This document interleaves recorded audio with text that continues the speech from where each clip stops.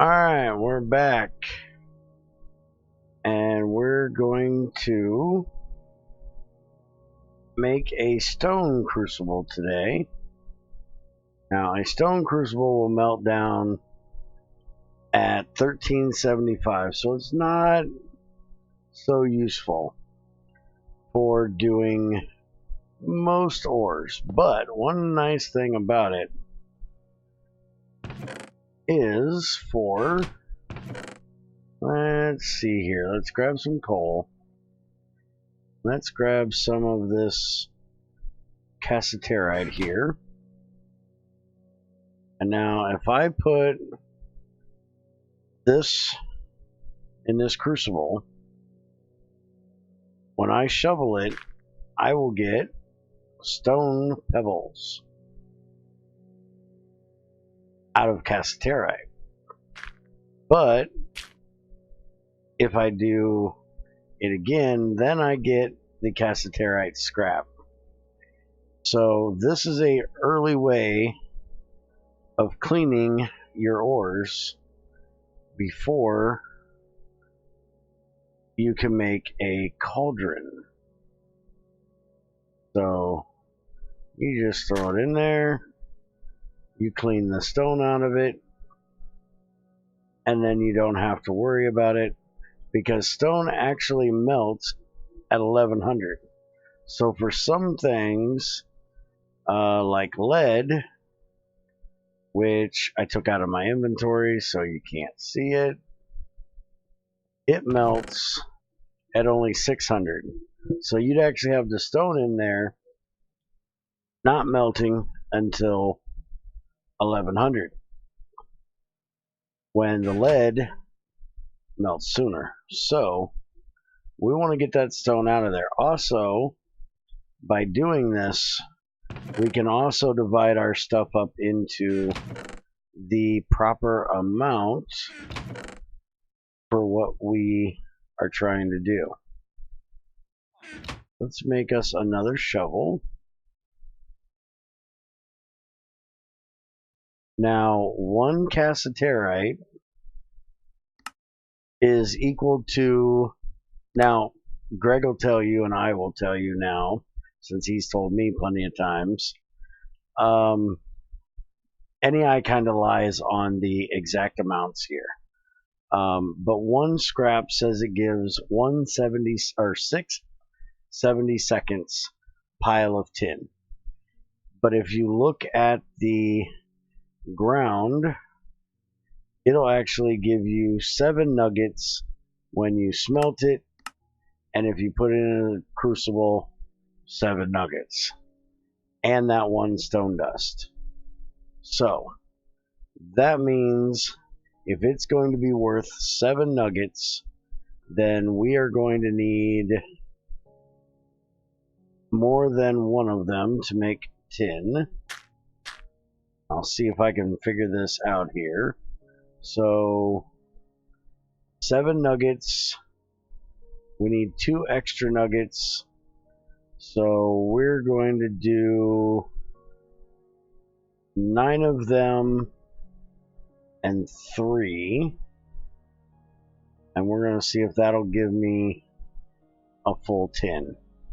Now, I feel it's very important. Some people may disagree with me, but I feel it is very important to do alloys in more exact amounts. So I do not like mixing Cassiterite and copper, or Cassiterite and chalcopyrite. I like to use exact ingots, so I know I have the exact right amount for what I'm doing. So that's what we're going to do today. Now, we're going to throw in a coal, and I'm going to go ahead and purify the rest of this down, get all that stone out of there that we don't need. Now, you can make a pickaxe mold, and you can pour stone pickaxes with all of this stone pebble you get. but I really don't need it. So I'm just going to pitch it out the door. And we're going to try and see just how close we get getting the right amount here. I'm going to hold this copper. Now luckily this melts very, very quickly. It is higher than actual tin though. It melts at 757. I do believe tin is lower than that. So we should be able to turn this off as soon as it gets done, but turning it off is not actually going to do any good. Since we did coal, we gotta hurry up and throw more in there. Alright, so we got more in there, so it's not going to burn up. And 12 of them was definitely enough to give us one tin ingot. And yes, I'm being a big baby and I'm not grabbing it because I don't want to burn and die at the moment. Alright, that thing is still going. Okay, good, it went off. Now, come on. Why are you not pouring? Let's see, tin is 505. That definitely should be pouring. I'm kind of confused. Throw that in there and see if I can deduce what the problem is here. Before we do that, I am going to eat. Doing all this hard work and forgot to eat.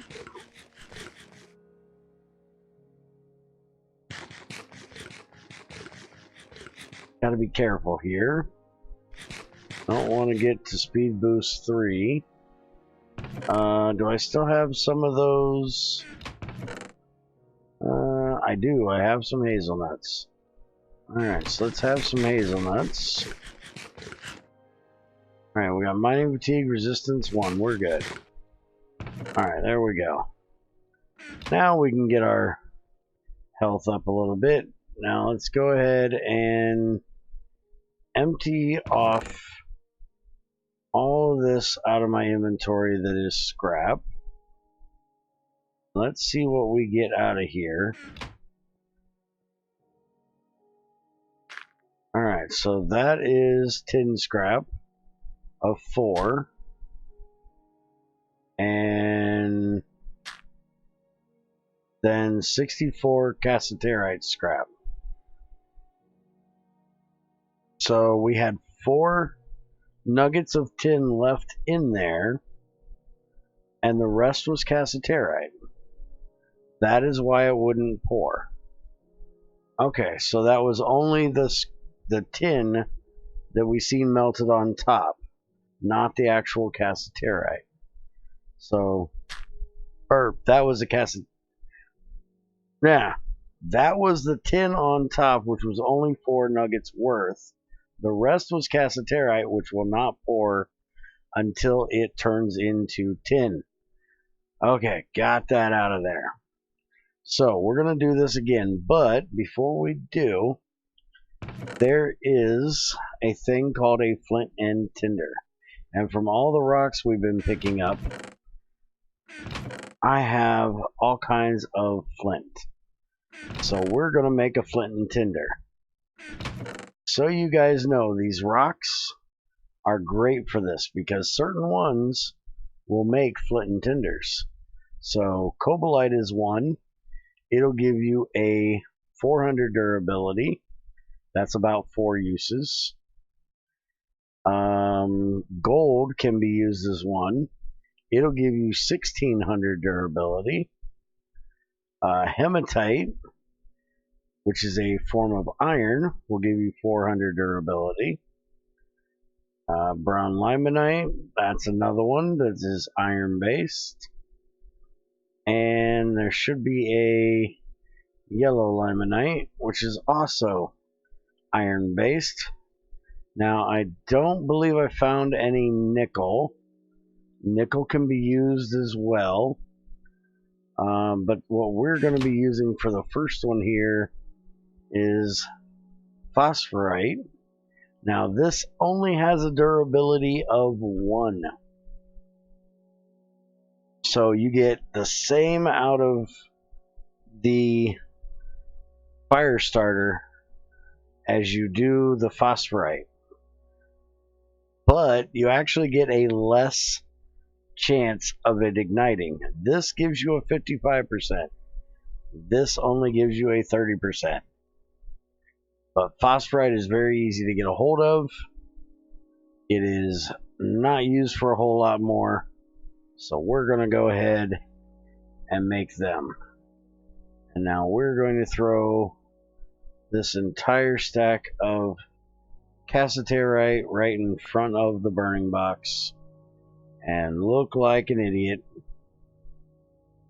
It's going to all split up. Now we're going to pitch it in there. We're going to put in another coal, which I lost out or left out here. There's more Cassiterite. We'll throw that in too. And we're going to get 1 coal, and hopefully that will be enough. Crucibles in the early game scare the heck out of me, because no matter how much you use these things, they can still bite you in the butt. I've been playing with these crucibles for going on 4 years now, and they still tend to bite me in the butt. And I am getting the worst ignite chance ever. I went through 4 things and didn't get 1 ignition. Now we can also use a meteorite, which will give us 10,000 durability. But meteorites are very important later on, so I would suggest saving them. And since we didn't notice it while we were picking up rocks, you get these as you're picking up rocks. So while you're out, keep an eye on them, because they are very, very handy. Now we're going to use cobalite this time. We're going to make another flint and tinder. This time out of it. And now let's see if we can get this thing to ignite. There we go.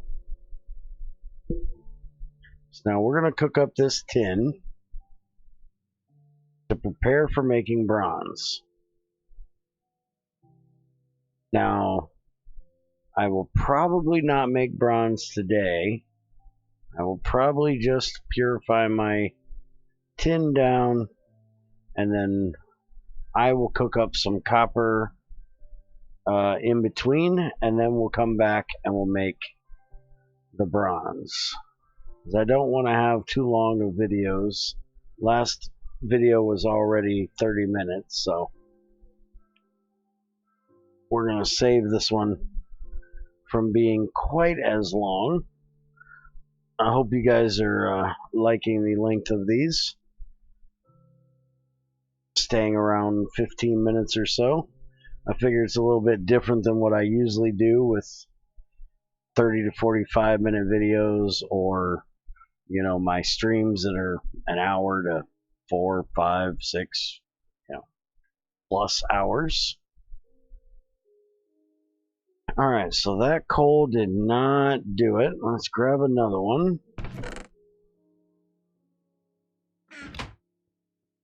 Get that in there.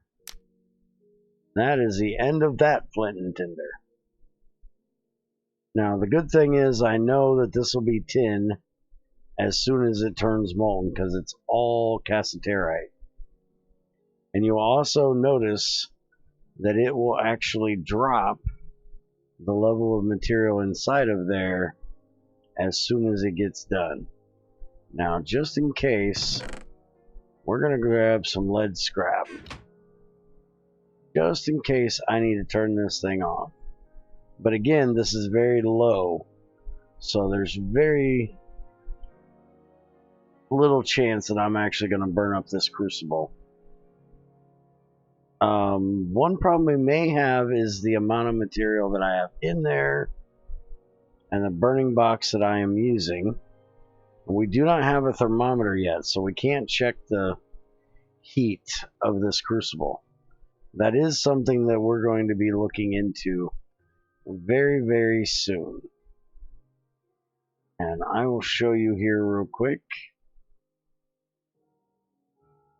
Here is the handheld thermometer, Quicksilver thermometer, which needs red dye, a mercury bottle, a copper plate, and 4 glass.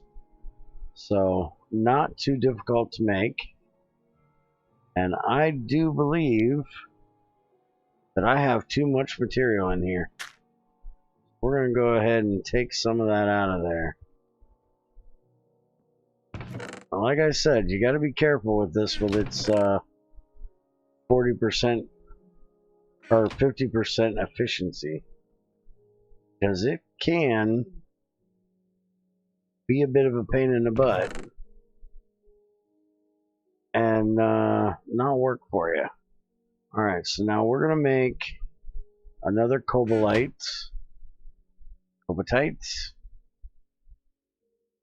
flint and tinder, and then next we're going to use hematite.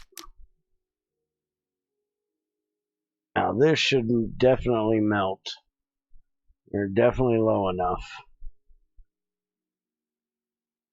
And then we are going to sprinkle in Cassiterite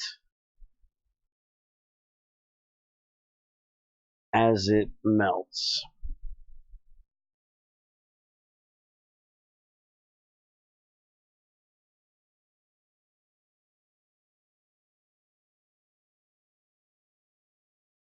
Now that crucible probably was just about cold. So I'm guessing, there we go. So let's pour the first one. And we'll throw a few more in. There we go. Grab that one. Grab that. Pour another one. Let's get some more in there. I want to see this thing turn black. Each thing you throw in there will actually... There we go. That's what I wanted to see.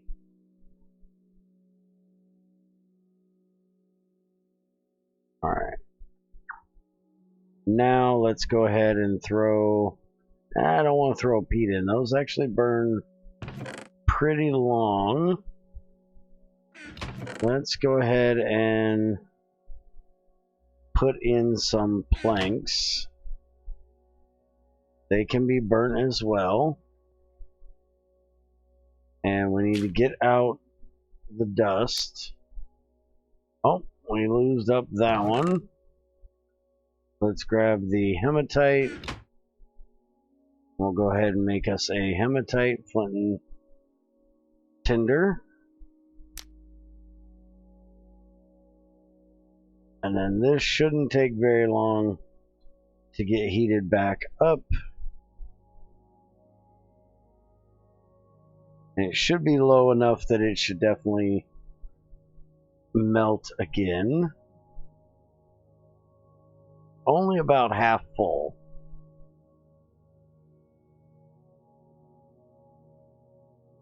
There we go.